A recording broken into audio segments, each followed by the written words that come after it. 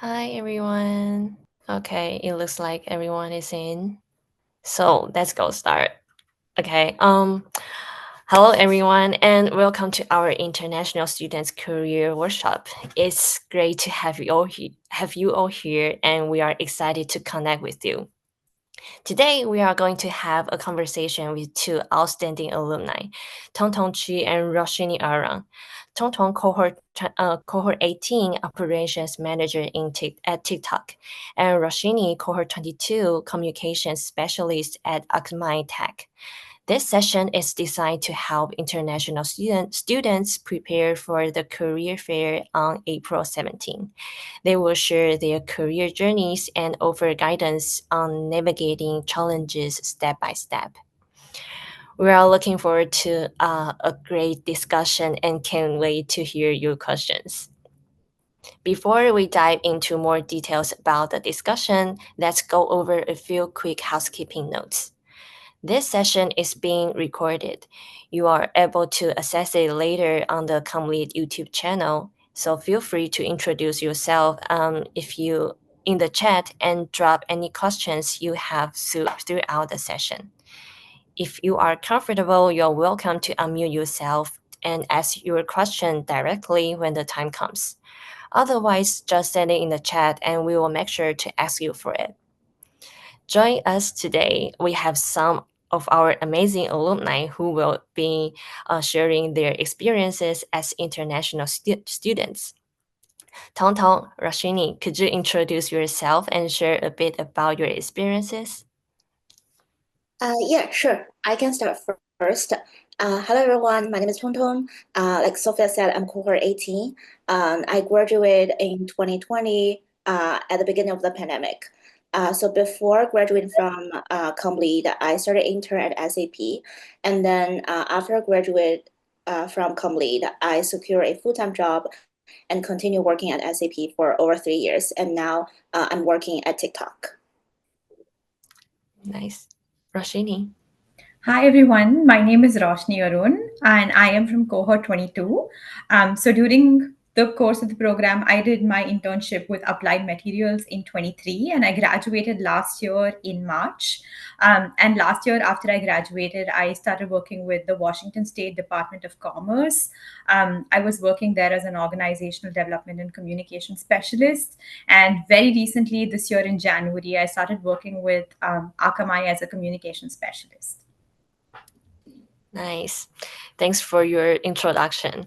And I'm Sophia Lin, cohort 24. I'm the outreach and recruitment coordinator in the Complete program.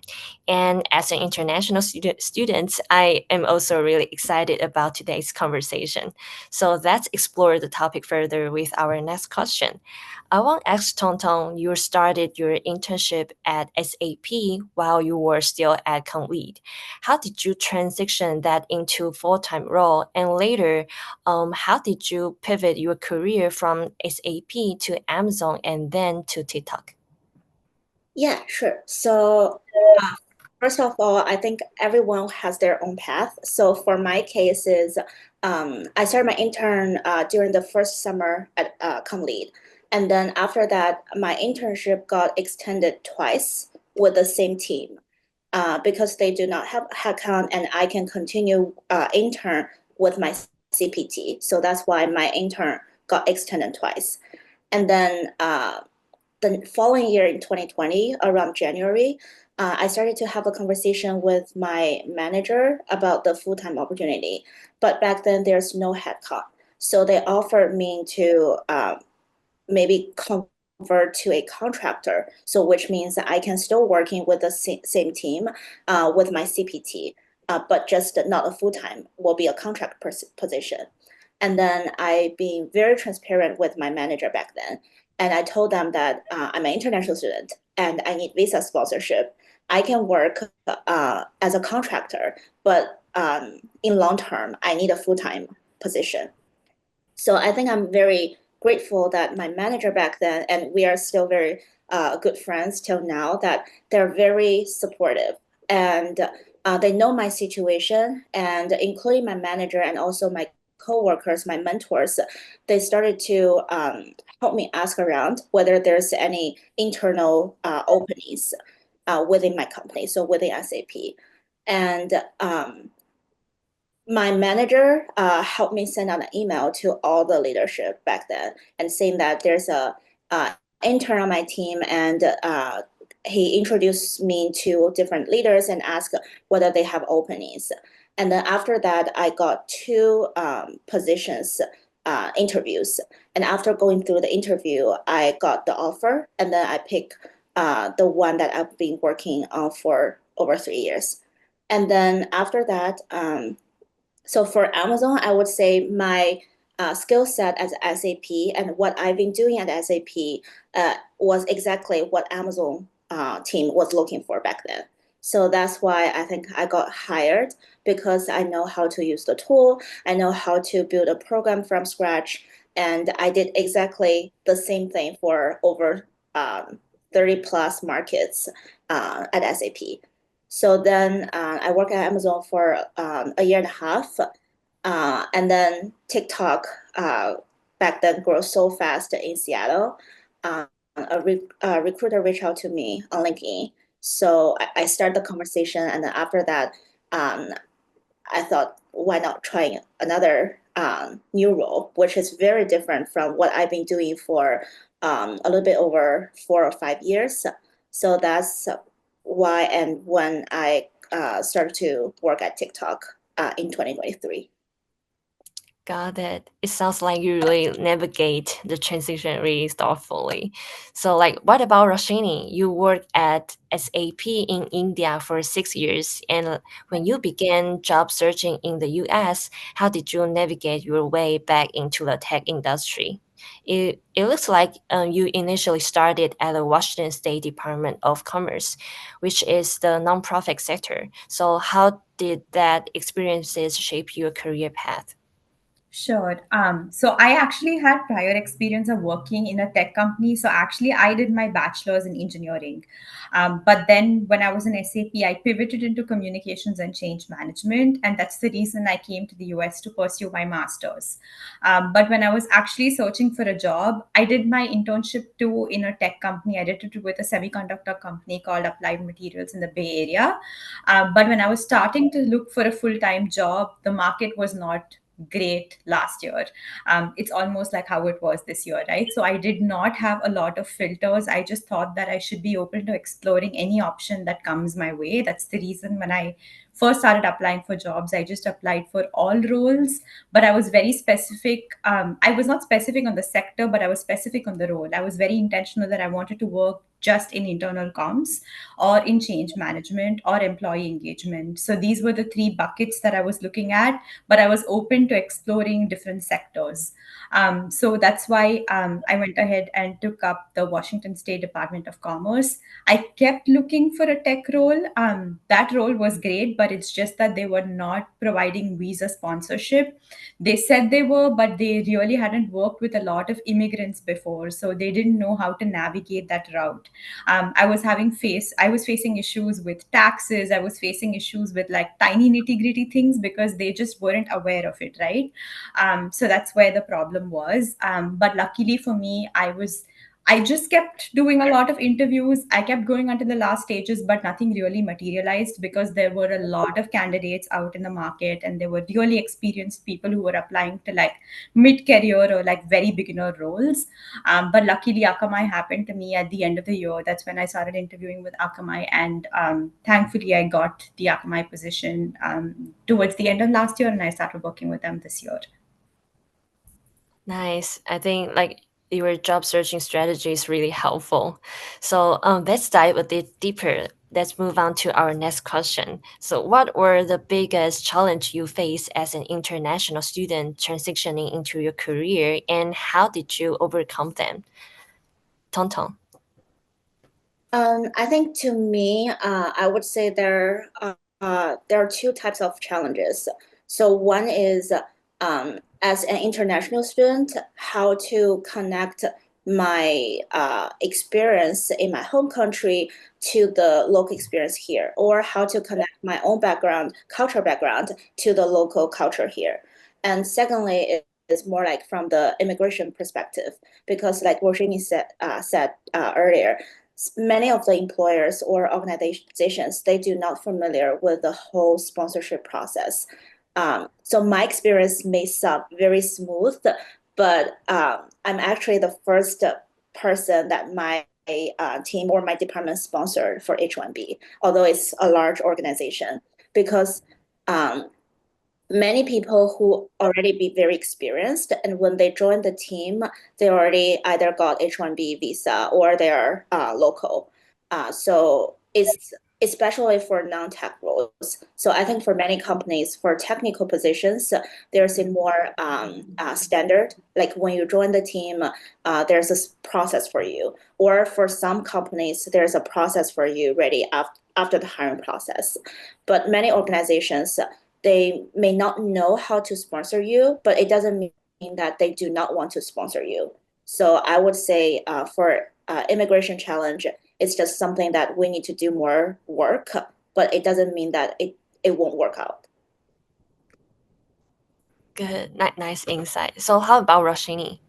I so agree with everything Tong Tong said. I think especially as an international student, you're always faced with like a ticking clock. You're constantly on like some or the other visa. Either your CPT is ticking, your OPT is ticking, then your OPT extension is ticking.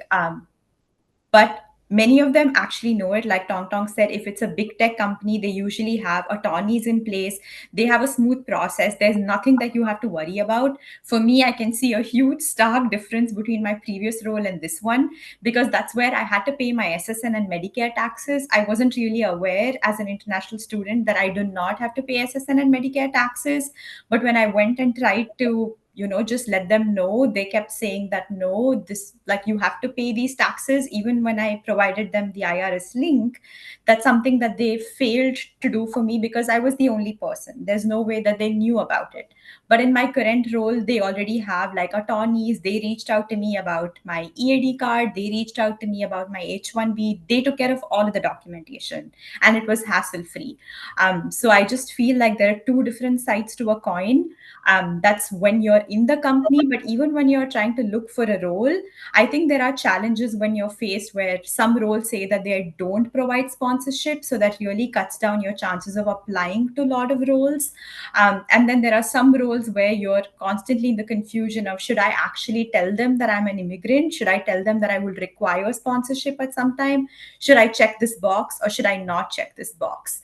And I've always gone with on the fly. There are times when I'm like, let me at least get the interview, let me prove my mettle to them, let me get to the end stage, and probably that's when I can just say that I need a sponsorship. In the beginning, I was totally okay with doing it without the sponsorship, right? In the beginning, when I started my job search, I just wanted a job on my hand because I knew that I had only like 90 days, etc., to find a job. But then once you get into a role, you're in it for some time. That's when you're like, that's when you feel like you really need the sponsorship no matter what. So I just feel like depending on your position, depending on what you need from the job to from an immigration perspective, things will change. I see. It's really impressive how you both how to tackle the challenges, and it's really encouraged to hear you out how you approach the like job sponsorship. It's something a lot of students can like probably relate to. So our the next question is, what advice would you give international students about staying open to opportunities that don't immediately offer H-1B sponsorship? Tong Tong. I think for my case, so I started work full time in 2020, but during the same year, I didn't got sponsorship. So although I get my offer prior to the like open registration period of time, so I worked for a year and proved that like I'm qualified, and also keep having the conversation and keep exploring the opportunity and also existing resources within organization. And then my team sponsored me in the following year in 2021. So that's when I got my H-1B visa. So I would say, since for our program, I think the good thing is we have 3 years of OPT. So honestly, if you're not that, if it's not that urgent that you have to get it, in your first year. But if you can have 3 years, or if you can join the lottery for many times, that would be nice. But you still have time. So I would say if the company won't sponsor for year one, it's okay, but you just need to pay actual caution that your extended OPT, in order to extend your OPT, your employer need to be e-verified. So I think that's the minimum request. But other than that, you can still work for them with your OPT. And then you can continue looking, or you can continue having the same conversation with them to see whether they can sponsor you in the future. But I would say once you have some experience in the US, it will be easier for you to navigate to your next job. But you just need to accumulate some experience. I see. What about Roshini? I totally agree to what Tong Tong said. I'm so glad that Tong Tong brought up the e-verified thing because my previous employer was not e-verified. And I never bothered checking that when I just got the job. I just assumed that because it was a government organization, it would be e-verified. So I was constantly under the stress, not just of the H-1B piece. I was still fine because I knew that I had 2 more years. Even though they said that they would sponsor an H-1B, I had my own doubts because the pace at which things were moving were really slow. And because they had never done it before, I thought that it was really going to be hard to get the H1B. But because they were not an e verified entity, that meant that after April 25th of this year, I could not work for them. That's when I was like, I really don't know what to do. So I think it's really important to do your homework in terms of figuring out whether an employer is e-verified or not, especially if you have multiple options. Because I had 2 different job offers at hand, and I decided to choose this one just for the sponsorship piece as an international student. And then when I realized that they were not an e-verified entity, that's when I was like, oh my god, like I just complicated it for myself. I should have probably just gone with the other offer. So that's definitely one piece. The other thing is the job market right now is quite tough. So for me, at least for me, when I was searching for a job, that was not my immediate concern. For me, it was just about landing a job to be able to stay here. And then I thought that the next part for me was to worry about the H1B. And like Tong Tong said, because we fall into the STEM category, we have 3 years, which makes us on par with anybody who did like a master's in computer science, etc. So literally, we get 3 chances, which is a lot. And again, when you're in the lottery system, it's luck based. So even if you applied one year, there's every probability that you will not. I think that there are equal chances. So it's absolutely okay that if you miss one chance, there are 2 more, because that's the mindset with which I went in. I was just lucky that I got in an employer that I could file in this year, but I was totally open to not having it being applied in my first year. Yeah. Yeah, that's a great perspective. Staying flexible since we have 3 years OPT and and we have like check e-verified details. It is really also important. So it's really highlights the importance of mindset. So the next question is, what key skills or strategies help you succeed as an international student in the job market? Tonton. I think both the technical, like hard skills and soft skills. I think for the soft skill side, I'm an introvert, but starting from the internship at SAP, I try to force myself or push myself at least to speak to someone every day for coffee chat or like for different reasons. So including my internship for like a work purpose, I probably talk to more than 40 people in a month. So I think that's super helpful. You just need to connect to different people and try to learn from their experience. No matter what kind of experience, I think you would be able to get some inspirations from that. And also, hard skills wise, I think it's very important that you know something about your ideal job. So some companies they do accept on the job learning, but because the market is so competitive, even for like when I graduated in 2020, many companies will stop hiring or start laying off because of the pandemic. So if you know something, if you have transferable skills or similar skills, I think it will be easier for you to explain you are qualified and also trying to convince them you are qualified during the interview because they will see the value that you can provide to the team and company. See, how about Rashini? So for me, it was always about putting them into different buckets. One, it was about what I'm doing to network to try to see who is trying to hire for open positions. Two, it was about what are the skill sets that I can bring to the position. Am I really aligned to it? Is there anything that I need to learn for the position? To my advantage, a lot of the roles that I was looking at was what I had previously worked on in SAP. So I really had a lot of that knowledge already.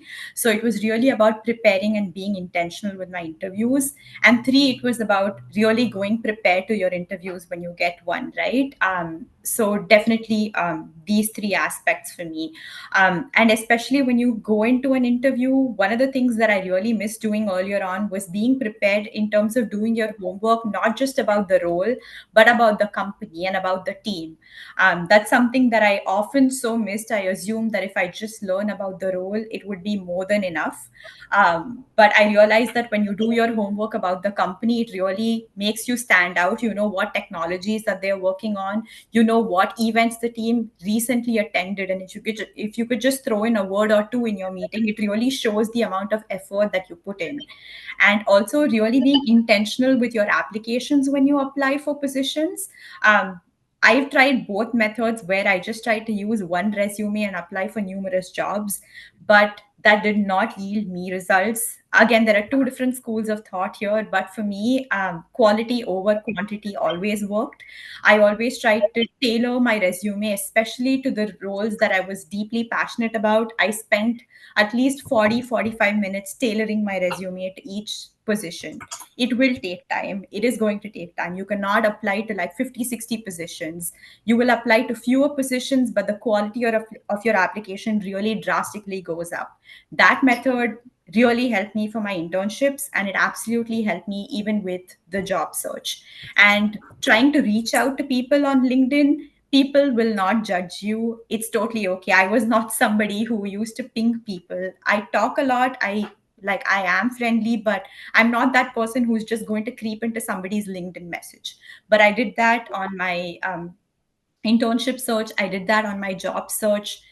There are times when people will not reply to you, and they're absolutely okay. But there are also times that people will respond to you. I got Microsoft and Amazon interviews just because of cold messaging on LinkedIn. So at least that's what worked for me. I don't know if that'll work for everyone, but really being intentional with your message, tailoring your resume to that exact role, trying to highlight the points on how you align to that role, why they should actually choose you. Somebody's also spending time when they're going through their message, right? So your effort should show out to them on why they should actually choose to reply to you. So yeah, definitely those from my side. Those are really helpful takeaways, like stepping out of the comfort zone and connecting with people to get insights and knowing skill sets of the position, tailor resume. So I think that's are really helpful. And for our next question, I think it's more tactical side of things. What are your top networking and job search tips for international students? Tong Tong. I would say take full advantage of being a student because when you are still a student, from my experience, I feel like people are or professionals are more willing to help because you're a student, you are still learning, and they would love to share. So I would say as an international student or as a student, just put yourself there and reach out to people like Roshini said, linking. You probably send out 100 of messages, but only got one response. That's totally fine. And also, but I would say when you reach out to people, just make sure that you do not ask for a job for your first message. You if you are interested in this person or what they've been doing, then reach out to them. Not only because they work for a certain company or they work on a certain position. You need to show your interest and why you reach out to them instead of just for a job opportunity. See, Roshini. Um, Adding to everything that Tong Tong said, and like I mentioned earlier on, the other thing that I would add is rely on mentors. I think it's great to have a support of a mentor when you're navigating a job search. You might feel like you're doing everything correctly. I felt like I was nailing all my interviews in the beginning, and I felt like it was not going the way I expected.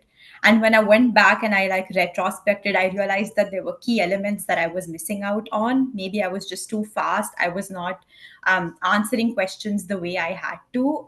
So it's always great to have an additional pair of eyes or a mentorship to, or an sorry, or a mentor to really hold you accountable.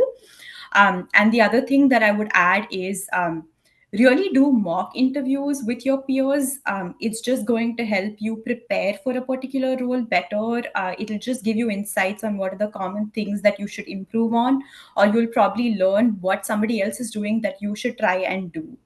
So definitely those two tips from my side. Yeah, those tips are really actionable. Like take advantage as a student, reach out people as much as possible on LinkedIn and looking for a mentorship and also do the mock-up interview. So we'll love to hear about your process. How did you approach the job search in steps, especially when things didn't go as planned? Tong Tong. I think from my experience, so before I got the Amazon offer, I think I've been applied for over 40 times already. So for different roles, starting from undergrad. So that's probably like 7 years. And I never got a job. I got interview, I got the online assessment, I got writing test, but I never got the offer. But I keep trying because I know that that's something I want. So I would say if it doesn't go well as planned, that can happen, and I think that will happen 90% of time. So I would say just to have different options and plans. And also, I always suggest people to make sure that you know what's your top priorities. So, for example, if your top priority is getting H-1B visa, then you do not need to spend time on anything that they do not sponsor.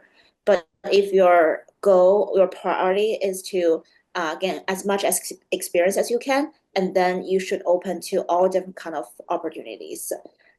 So that's like for me personally, I always have a plan B, but that's my personal like preference. I see. What about Roshini? I think I can so relate to it because more often than not, things will always go not how you planned, right? Because this is not in your control, especially with job search. I know I kept trying, even though I had a job, I kept trying because I wanted to be in tech. I really wanted to leverage my background in engineering. I was very clear that I wanted to do communications in a tech space. I kept trying literally from May last year till the end of last year, and I kept feeling like there's something lacking in me. I felt like things are not going as planned. Even when I started with the Washington State Department of Commerce, that's when I was interviewing for Microsoft, and I was just waiting to hear back from them because I had just finished the loop and I thought that everything was going on track. But I got a reject. It literally took me 2.5 months to get out of that reject because I had invested so much of myself unknowingly in that process, right? So there are so many such rejections that you will face because with the current job market, a lot of them are like 7 rounds and 8 rounds of interviews. So you just give so much of yourself for a particular interview round that it's very easy to like be heartbroken and lose yourself in that process. But it's always important to kind of channelize that in another direction, try to be open, think of that as a learning opportunity. It's very easy for me to say that now. I did not think of it as a learning opportunity then. I really felt like there was something lacking. But each time I lost on a particular interview, it just made me feel better. I interviewed for Amazon 3 times last year, and the first 2 times I could never get past the first phone screen rounds. And I realized that there were so many mistakes that I was doing in those initial rounds that I was able to change all of that on the last one, which was like the one that I gave probably in October or something like that. And the other thing is just so common is that we just feel like there's so much riding on an interview that I'm not somebody who gets tensed easily when I'm interviewing, but I felt like everything was riding on that offer when I was interviewing that I just went blank. I just did not answer. When I came back, I was like, oh my God, I cannot believe like I made such a stupid mistake. So sometimes it's just such tiny nitty gritty things, but be sure to practice enough. And that's not the end of everything. Like I just realized after that that everything is not linked to a job. Like we're just so much more than that. So really just staying calm, staying focused, and thinking of each of it as a learning opportunity to be able to channelize that into your next ones really help. Thank you for sharing those practical tips. And really, I think this mindset is really helpful for our students, especially when things feel like uncertain or like unpredictable during the job search. So let's take a moment. Sophia, Oh, sorry. so I want to add something. So, Yeah, echo to Roshini just said, I think every interview, every experience counted. So if you failed one, at least you had an interview, and the interview will help you practice. So I would say just apply as much as you can, but also make sure that you just not apply, just hit the button. You actually tailor your resume and you apply for the job, and you apply for a job that if you get the interview or if you get the offer, you are willing to do it instead of like just see the opening and then hit the apply button. And then once you practice through the actual interview, I think you will be able to see what's the gap and be able to improve and then nail the next one. I see. That's really helpful add-on. Let's take a moment to talk about something that plays a huge role in job hunting, especially for international students, which is building connections. So I want to ask, how can students effectively approach small talk for informational interviews with alumni and employers at career or social events? I'll Tom. start. Yeah, so I think the most important thing is do your research. So I think that works for me. And also when people reach out to me and when they do their research, I think that will be easier to kick off the conversation. Because for many of the informational interview, you don't know each other. So if you do your research, you will be able to find something you shared the same thing, or maybe you come from the same school or same program, or if you have similar experience, or this person is working on something that you wish you can do in the future. So just try to find the connection and try to connect the dots. So the dots means your own experience, your own like wish list versus the person's past experience or something that highlighted in their profile. And then, like I said earlier, that do not ask for a job for the first or initial message unless this person said, oh, reach out to me if you want to apply for XYZ. Because they don't know you, like why they can be confident to provide you a referral. So I think in many cases, for many companies, if someone refers somebody and the person got hired, they will get the referral bonus.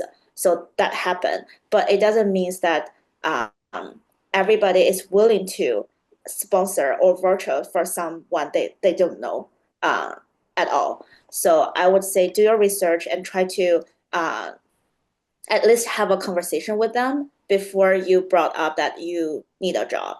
And I think everybody knows that if somebody reach out to you, they might either want a referral, or they may just interested in what you've been doing. So I think that's the mindset that everybody already have.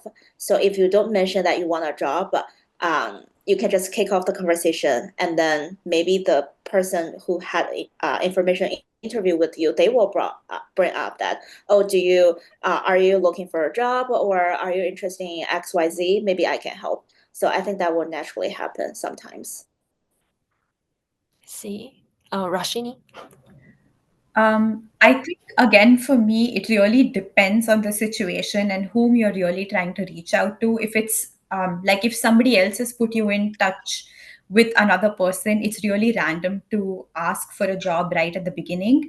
But if it's somebody you know through Comlead, it's absolutely okay to be like, hey, I'm just like a student who's just graduating. If you know of any leads, if you know of any like jobs, like please let me know.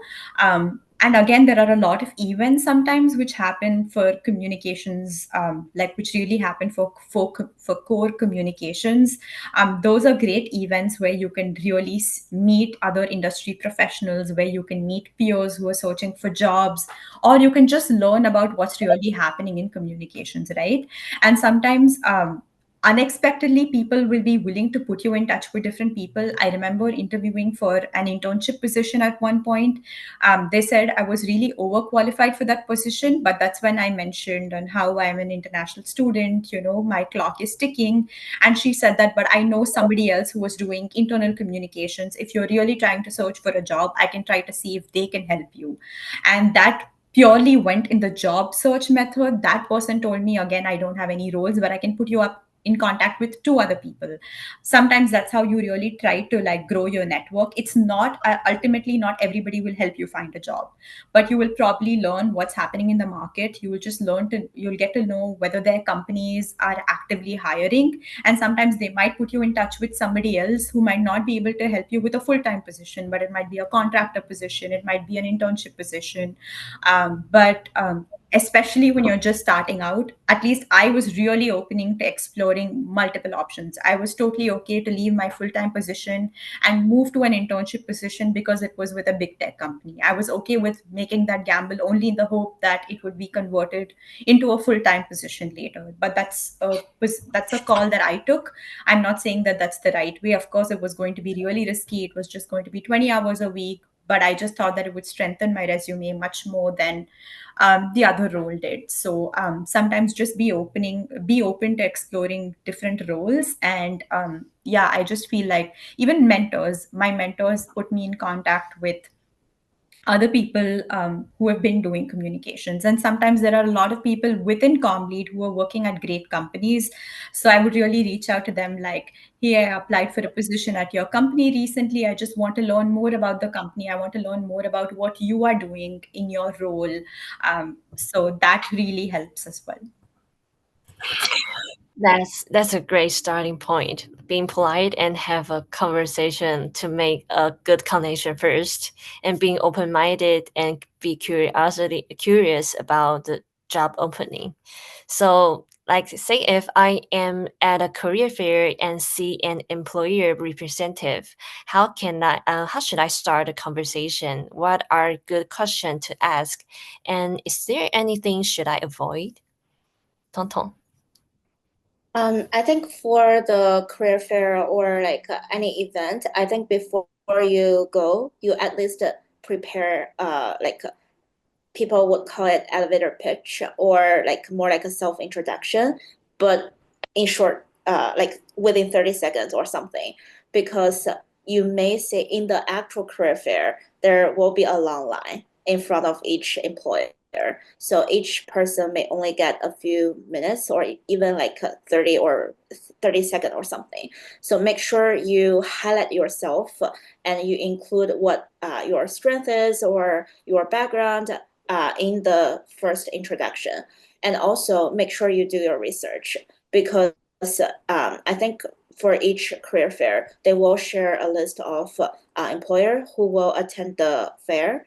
And then you can do your research and make sure that you know who are they, and if they are hiring for certain positions, or at least know something about the company, what they do, and then or like if you know who will attend the career fair, I think that will be add on. If you know the either HR or hiring manager will be attend, you can also do some research on LinkedIn and try to stalking them or at least check their background information. So when you meet them, you know that what's the like points that you can bring up and stand out compared to other candidates or other participants in the career fair. Roshini? I think Tong Tong mostly covered a lot of it. But if I were to add another step that I would do sometimes, especially if I'm meeting with like an HR, would be to just see if they have any open roles in the company which really align to what I am looking for. Because I know that for the Com Lead Career Fair, I think BCU had come in for an internship at that point, and I had applied for an internal communications intern position. And when I reached out and I said, like, I just, of course, gave a short pitch of like my background and why I'm really interested in that role, like possibly why they should hire me, or at least like just call me for an interview. I just always try to have that pitch, and then I'm like, I did see that you also had a role that you had and like which you had open, and when he said like yes, we were trying to recruit for that position and coincidentally I'm the recruiter for it, and I said that I also reached out to the hiring manager on LinkedIn, and then he was like, "Whoa, I'm so glad that you took that extra step, but I will definitely be scheduling a call with you to talk further." So sometimes when you put in extra efforts, it always stands out. So just really do your homework before meeting anybody, especially if you're meeting like an HR or a hiring manager from the company. Like Tong Tong said, go and look up their LinkedIn, try to see if they have any open positions, try to see on LinkedIn if they have posted on any positions that you are interested in that you can talk about. Because in a career fair, it's mostly about a job. So you can definitely bring up the job search in a career fair. So yeah. Thank you, Roshni. Sophia, I see that we have a number of questions in our chats, and it's kind of like 11:45. Do you feel like it's okay to have Tong Tong talk about informational chat and have Roshni talk about the differences between speaking with recruiter versus complete alumni, and then we can jump into the Q&A part. Is that okay, Sophia? Yeah, sure. Okay, I will let you continue Okay. the conversation. Okay. So for the next question is for Tonton, like in similar situation, if I'm chatting with the Conley alumni, the tone might be slightly different. So like how should I begin the conversation? Could you provide a few simple questions to ask?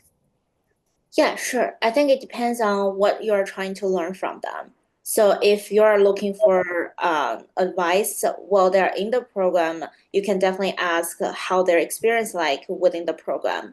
Or I also have someone reach out to me on LinkedIn, ask for like advice to pick up a course or advice on working on certain project. So I think that's all good topics to have with a complete alumni because you share the same background and they've been gone through your path already.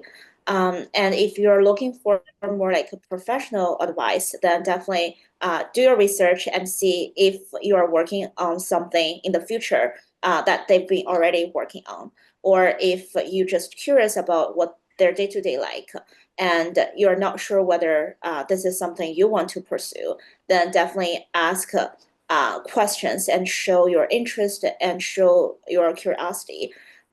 So for example, like if you know they're working on certain project, but it's not confidential project, then definitely you can ask them what they've been doing every day or how like what's their challenging in their day-to-day job or like what kind of tools they've been using for their day-to-day job. I think those are all questions that not sensitive questions, but you can also learn from that. For example, if they share the tools they use every day, you know that's something you may also need to learn or know how to use it for a future job. Or if they say their day-to-day is involve XYZ, and you can at least picture, oh, that's that might be your future day-to-day, like is this something that you really want to pursue, or this is may sound like too boring or like not as expected, then maybe you need to think about another path or something. Those are such great questions. I'll definitely make a note of them. So, like for Roshini, what are the key differences in approach when speaking with a recruiter versus a complete alum or hiring manager? You said how we should approach somebody within ComLead and how we should approach somebody outside of ComLead. Is that what you said? Sorry, just to get your question correctly. No, sure. It's and also like what are the key differences in approach when speaking with a recruiter versus a complete alum or hiring manager? I think Sure. they're asking because at our upcoming ComLead Career Fair, we'll have both recruiters join us and also a few ComLead alumni. And ComLead alumni might not be hiring managers, but students will talk to them for informational interviews. Perfect. Okay, that is great. That is helpful. I think, like, just to add to what Tong Tong mentioned, sometimes ComLead alumni might not really be hiring for positions, so they might be able to share their experiences about the role, experiences on how, just their experience of working with the company, the culture. So if you're looking for roles, not even now, but at a later point in time, they might be great people to like just to learn whether that company is a great fit for you, whether you see yourself working in that company in the future or for a certain period of time. That is one. Two, it's also great to just interact with them, learn to get to know their journey, just so that you can take inspiration and you can connect with them at any point for a referral or just to be like, just to enhance your network overall. But when you're really reaching out to a hiring manager or to a recruiter, it's mostly about a role. So really do your homework in terms of the company, whether that is a great fit for you, and also try to see if they have any open positions that you can talk about to them and why you're really interested in that position. So that's what I would add. Thanks for those great insights. So, to close this section, last but not least, here's our final question. If you were to give one key piece of advice to international students preparing for the upcoming career fair and quarterly in-person social event, what would it be? Tonton.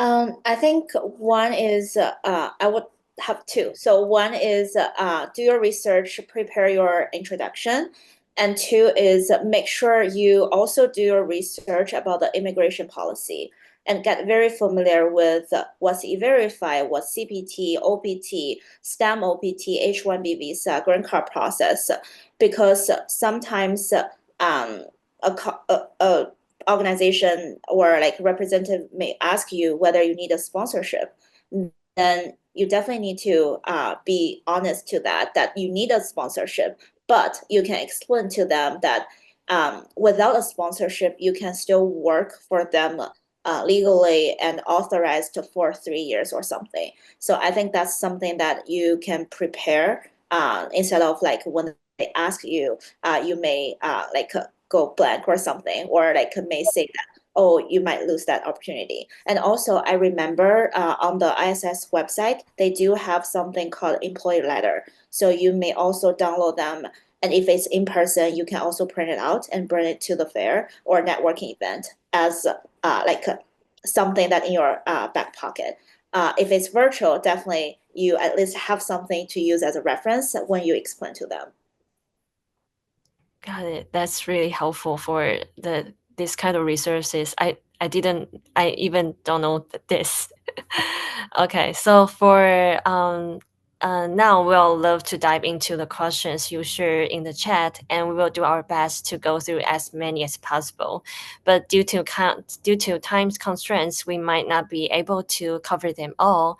If we don't get to your question, please don't hesitate to reach out after the event. We'll love to continue the conversation. So for the chat, um, I can jump in to support because we have a lot of conversation here. The first yeah, question comes from Monica to ask about internship. How did you both find your internship while studying at ComLead? So for me, I had two internships while I was at Complete. So the first one is through it's not a career fair, but it's more like an information session that hosted on campus.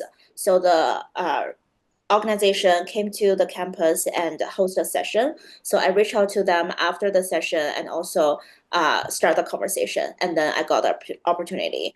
And after that, for my internship at SAP, it's actually my previous company is next to SAP Beauty. So that's how I know SAP is in Seattle. So and also since I walk by the area every day in Bellevue downtown, so I also see any sign or any companies. If I see their logo or something, I will Google it. What's that company? And if they are hiring or if this is something I'm interested in. So for my own experience, I didn't go through the referral path. I just go to their company website and apply from there. But that's my case. I know many students nowadays prefer going through the referral path. I think that definitely helps sometimes, but my own story told me that it's totally fine that you do not have a referral and you apply by yourself. Roshni. For me, even I had two internship offers. One was with Seattle City Light, and the other one was with Applied Materials. And both of them were what I got on LinkedIn. I just applied on LinkedIn, and these were again without referrals. I happened to just clear the interviews and I got it. And just to add to the point about referrals that Tong Tong got up, again, I had seen very few, like I'd seen very little success when I was applying with referrals. There was always a debate that never apply to a job without referrals because in the US, referrals really matter. I feel like it really depends on the company. Even though I worked with SAP for 6 years, there are times when I got like an interview call without referrals, and there were times when I got it with referrals. So sometimes it really depends. But there are some companies, especially like the mid-sized companies, which I really feel like they value referrals a lot. So if something's going in through the referral system, the mid-sized companies probably give way more importance to it than the big tech, where there are like just so many people out that they can't filter out by referrals. So that's my experience. I don't know how true that is, but just putting it out there. Thank you both. There's another question comes from both Richa and Monica. They are asking similar questions about LinkedIn outreach. Like what kind of people should we message on LinkedIn? Should it them be recruiters or managers or alum? Because some of them get little success, so they may want to have some further assistance from both of you. I think to me, usually I would reach out. I would prefer reaching out someone who at least have a shared connection with me, because that means one, you may know them from people you know already, or you may come from the same school, same program, or you've been work for the same company in the past. I think once you figure out what's the shared what's the common thing between you and the person you reach out, it will be easier to start the conversation. But I also see some people are very active on LinkedIn. They may just be a stranger, but they are very active on LinkedIn. You can tell from their posting, their activities. And if that's the case, that means they're on LinkedIn a lot. So maybe I think the good thing is they're on LinkedIn a lot. There's higher chance they can receive your message, but also means they may got a lot of messages the same time.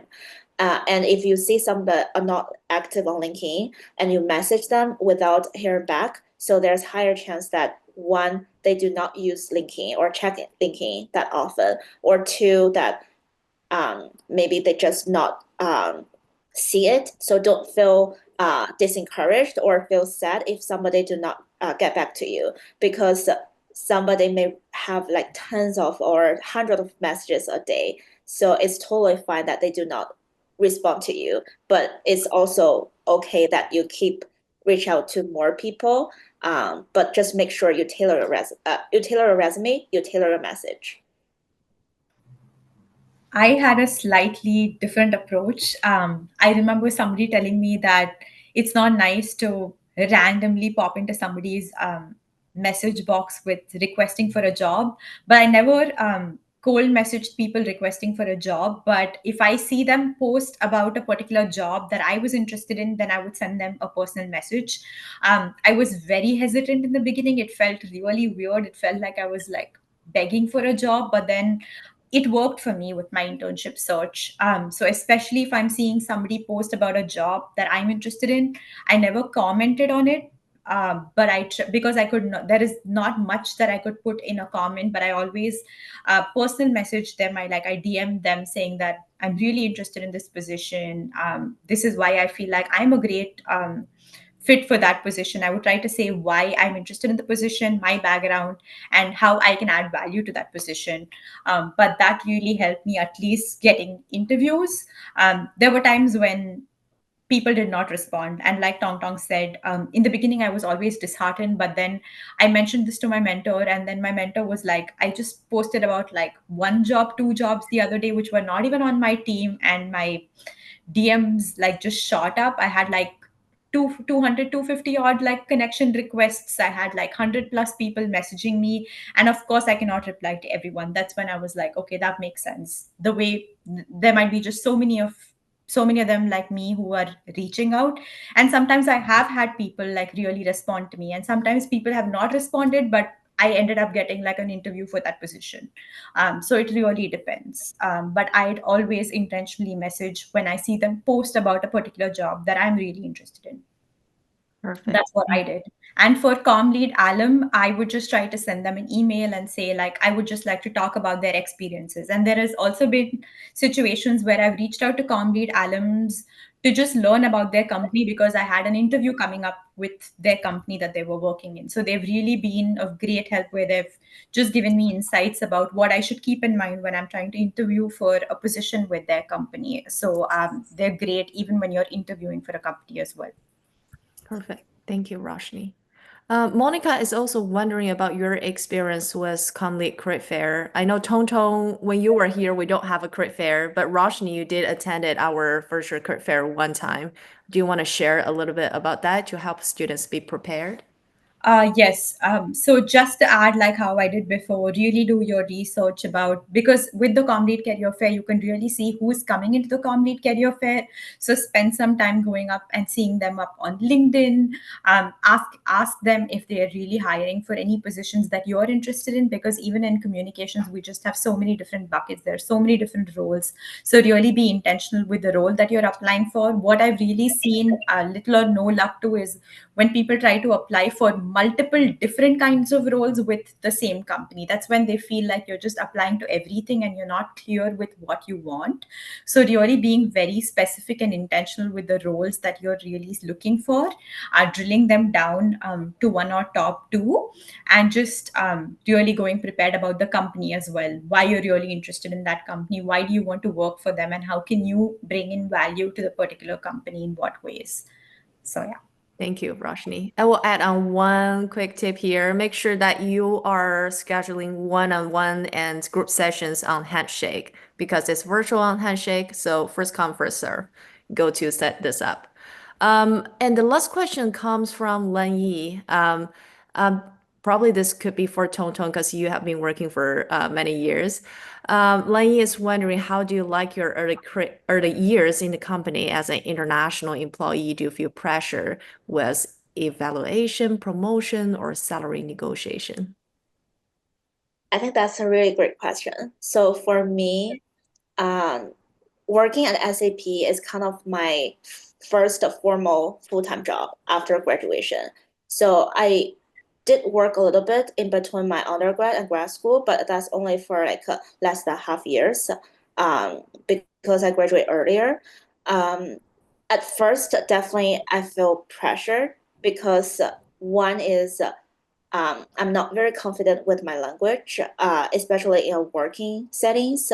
And two, especially when we have the coffee chat or like a happy hour or something, I feel like I was never able to understand what people are talking about, especially about the pop culture, about the movies, cartoons they've been seeing as like a child many years ago.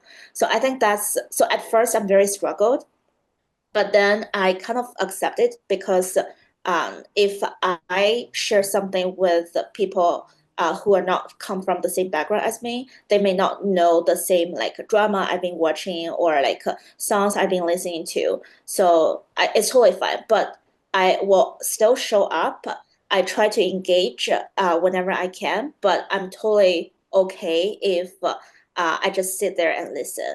And also, I think back then I'm also very lucky, and I'm very grateful. Is there always somebody on my team who kind of be my champion. So, for example, if they notice that I'm sitting in the corner, or if I didn't speak that much, they will kind of like point it to me and ask a question and kind of like kick off the conversation and let me to jump into.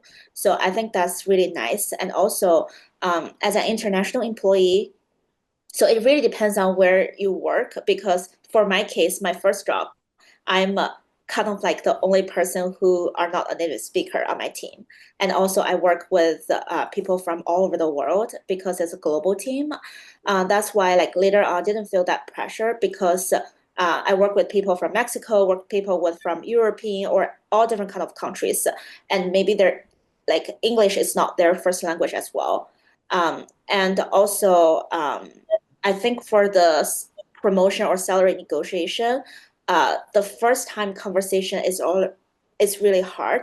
But once you've done that for once, I think that will be easier for you, especially. But also it depends on the company's policy. So some company do not accept any salary negotiation, but some company will just it's pretty normal to have that conversation. For the promotion, I would suggest when you work for a certain company, try to look up if there's any resource internally to introduce the promotion path or anything that you can learn from your mentor, or you can also have the conversation with your manager and being very transparent. But in the meantime, from my case, if you ask for a promotion or something, that means you will have more work to do. And also that means that you may also have new project, larger scope, but it's not guaranteeing that you will be promoted. So I would say just being more open-minded and being more chill with that. Thank you, Tong Tong. I know we are running out of time, but Roshni, do you have any add-on for these questions? Because I think you might have some good comments as well. Um, so I did have the salary negotiation piece only when I was like moving from one job to another, but I just try to really highlight my experience. And sometimes it's always hard when the salary piece comes in because you just don't know what the market value is.